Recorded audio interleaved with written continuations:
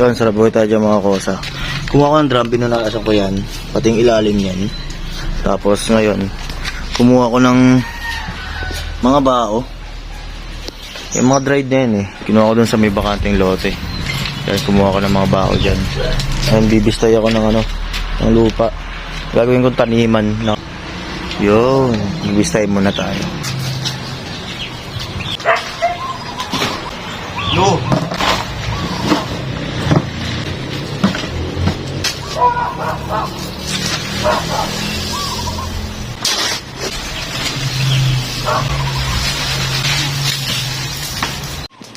Paano kaya kung lagyan ko muna talaga to ng kahit may mga bato pa?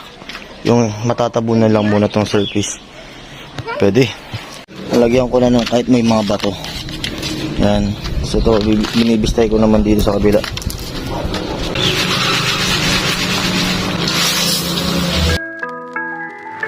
Every day, struggle every day, hustle every day, yeah, humble every day. Work hard every day, struggle every day, hustle every day, yeah, humble every day.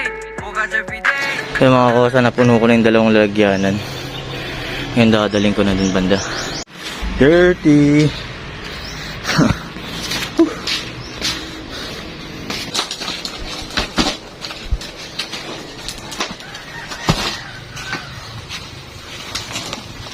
Ito yung patatas sa kamote.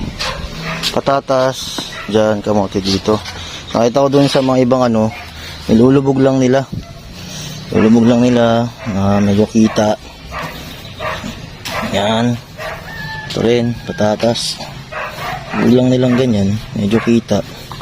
Yung mga lazy planting tinatawag nila. Hindi mo napapaspoutin. Ayo. Tapos, didiligan mo yung paligid niyan. Ang ganoon. Ligan natin. Kahit may pang spray tayo eh. Lunudan yung pang natin eh. Pang lunod. Pero okay lang.